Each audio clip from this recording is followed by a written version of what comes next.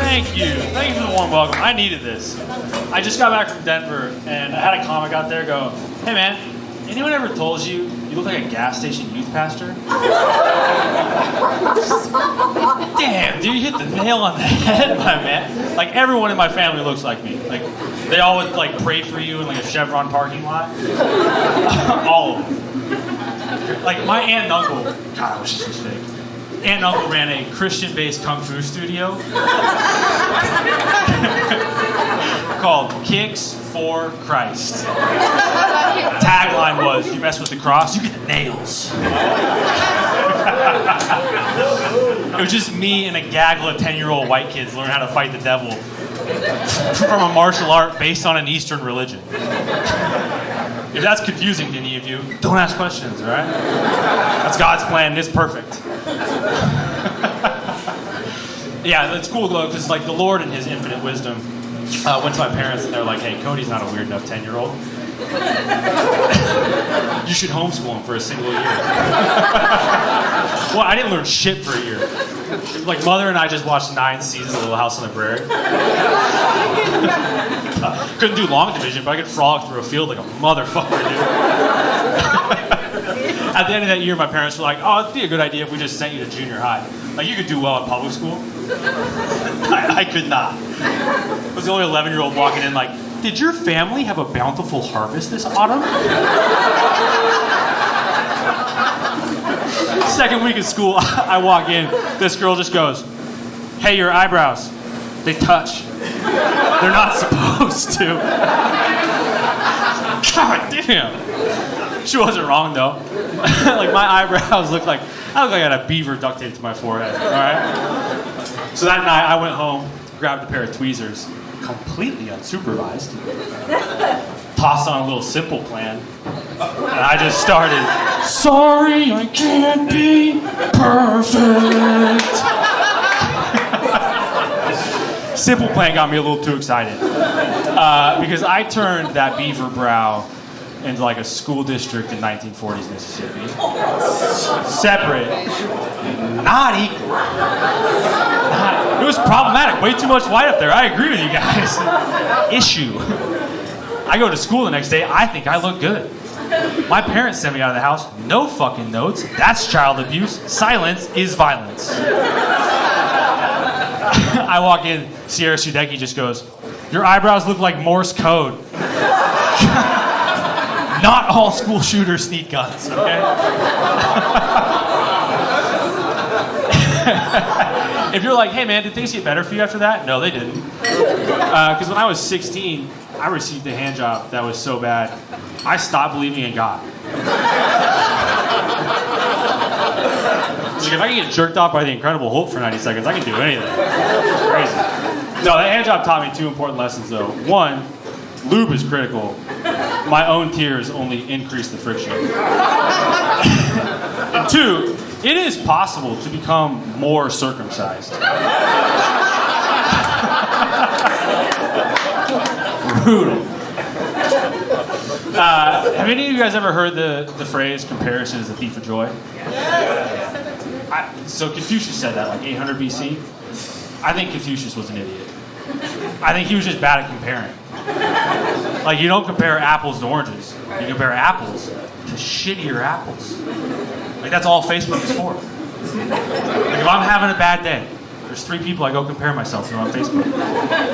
Bear with me here. 1, first guy I went to high school with. This is going to sound petty, because it is. He got a better SAT score than me. I think now I would get a better SAT score than him, mostly because it's tough to take standardized tests when you're dead. Oh, don't pull back, don't pull. We all know we've been on Facebook, you see it and you go, "Thank God it's not me." That's that feeling, just a little bit more, all right? Second guy I played basketball with, okay? Our coach said allegedly he was better than me.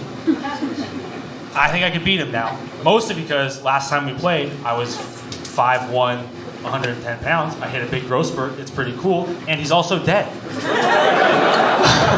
Like, puff the defensive slide when you're in a casket, you know? Like, I think if you put the casket right side up, I could dunk on him.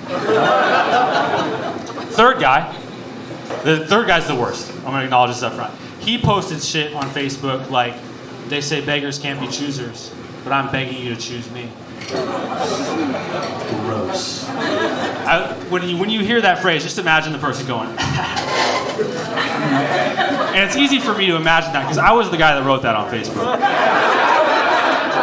I fucking sucked at 17. And I gotta say, like, I look at it in hindsight, I'm embarrassed, but I also think contextually it was just wrong. Because if you heard that line in a Taylor Swift song, you'd be like, slay queen, it's my beggars era, that's what's up. If you heard that in like a Drake song, you'd be like, that's a bar. Don't say that to kids, but that's a bar. I like that. Crazy. Despite everything that my vibe says, I am a dad, which is cool. I have a young 2-year-old boy. Thank you, I appreciate that. I love being a dad. It fills my heart with a joy that I cannot comprehend. Becoming a dad was the worst. It was so hard. Basically, getting pregnant is the most difficult thing I've ever done. Okay? Your reaction's very similar to all of my best friends. They're like, oh, Cody was having sex so hard. Was that so difficult for you? And it's like, yes, it was. We went from having sex to procreating very quickly, all right? And procreating is different. Procreating, that's union work, all right? That's the blood, sweat, and tears this country was built on. There's a schedule, you have a manager, they're yelling at you. You're gonna have performance issues. You start calling each other chief a lot. Stop, it's great. I love being a dad though, but the thing that I would change about being a dad is the dumb shit people say to you. Like other parents will be like, oh man, having a toddler, that's like taking care of your drunk best friends in college. And it's like, that's so fucking disrespectful to my drunk best friends in college. Because if they were having a bad night, 3 solutions worked every time. Favorite song, favorite snack, cocaine. Every time. If my son's having a bad night, fuck off. Favorite song, hates it. Favorite snack, that's swamp possum food. Cocaine, he's a toddler. He developed a tolerance insanely quickly. It's way too expensive. Crazy. And I see your shirt, and I know what you're thinking, you know? You're thinking, hey man, why not just mix the cocaine with baking soda? It's like, how fucked up is that? What kind of dad would that make me if I stepped on my own son's cocaine? Problem kind of solved itself because he just likes ketamine like way more. So that's good. No, the other thing is too is like preschool. Preschool is crazy expensive. That's $2,200 a month. That's a 1997 Honda Civic every month. For a year, I could have a stable of 1997 Honda Civics for a year. Me and the boys could recreate the Fast and Furious films 10 times over for what it costs to send that kid to preschool. So I said, I'm not doing that. You're going to a communist preschool. It's way cheaper. He just goes to school with 10 kids with the worst haircuts you've ever seen. They all look like they're going to be professional rock climbers. And my kid looks like me. They're like, oh, he's a lacrosse prodigy for sure. And the only catch is I have to volunteer in class once a week, which I like. It's really fun. But a couple weeks ago, this girl is on top of the play structure, and she's crying. And I'm the parent on duty, teacher's inside, and I'm like, oh, hey, what's wrong? And she looks at me, and she's going like this, and she goes, poo-poo, poo-poo. I'm like, what? And I run over, both hands, front and back, covered in shit. Smeared it all over herself. Crazy. And I'm the only one out there. You know, I'm a hero. So I take her inside, I have to get her changed, get her like everything. It took me 22 minutes. I did the math. I paid $7.37 to wipe shit off of someone else's kid. Crazy. Hey, Laugh Basement, you guys have been fantastic. It's been a real pleasure. Give it up for your host.